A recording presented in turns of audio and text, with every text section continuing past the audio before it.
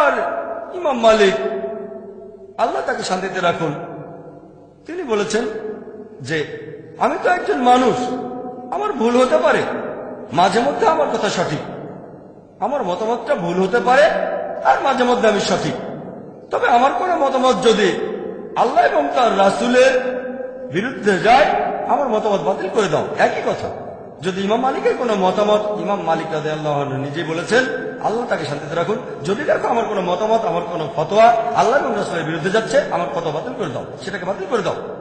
তাহলে মালিকিরা যখন নামাজ আদায় করে তারা হাত দুটো ঝুলিয়ে রাখে। কিন্তু যদি আমরা আবু দাউদের হাদিস পড়ি, 1 নম্বর খণ্ড 755 নম্বর হাদিস আর 757 নম্বর হাদিস বলছে যে তোমরা হাত বাঁধবে নাভির নিচে। তবে এটা জয়ীফ হাদিস, এই দুটো জয়ীফ হাদিস। এটা বলেছেন ইমাম আবু দাউদ। আবু দাউদ 1 নম্বর খণ্ড 756 নম্বর হাদিস বলছে তোমরা নাভির উপরে হাত বাঁধো। এটার ভিত্তি জয়ীফ হাদিসটা চেয়ে বেশ শক্ত। কিন্তু পরের হাদিসটা আবু দাউদ 1 নম্বর খণ্ড 758 নম্বর হাদিস বলা হয়েছে যে নামাজ আদায় করার সময় তোমরা হাত বাঁধবে তোমাদের বুকের উপর।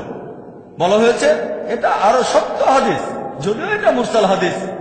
মুরসাল মানে এখানে কিছু অংশ বাদ দেওয়া হয়েছে, কিন্তু তাফসিরে বলা হয়েছে এটা অন্যান্য হাদিসের চেয়ে বেশ মজবুত হাদিস। আপনারা যদি ইবনে খুজাইমার হাদিস পড়েন, সেখানেও বলা হয়েছে নবীজি সাল্লাল্লাহু আলাইহি সাল্লাম বুকের কাছে হাত বাঁধতেন। এমনকি এটাও একটা মুরসাল হাদিস, কিন্তু অন্যান্য হাদিসের পাশাপাশি শেখ নাসিরউদ্দিন আলবানী তিনি বলেছেন এটা সহিহ হাদিস।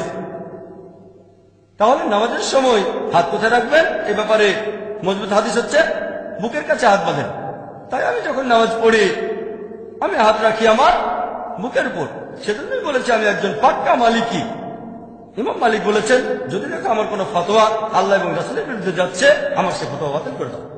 এখন যদি মালিকিরা বলে ইমাম মালিক বলেছেন তোমাদের বুকের কাছে হাত বাঁধো, যদিও তিনি বলেননি, তারপরে ধরে নিলাম যে তিনি বলেছেন। তিনি আরো বলেছেন যদি আমার কোনো ফতোয়া আল্লাহ রাসূলের বিরুদ্ধে যায় তাহলে সেটা বাদ দিয়ে দাও। আমি তার ফতোয়াকে বাদ দিয়েছি। নামাজের সময় হাত বাঁধি বুকের উপরে, আর সেজন্য আমি পাক্কা মালিকি, 100%, কোনো ফাঁক নেই।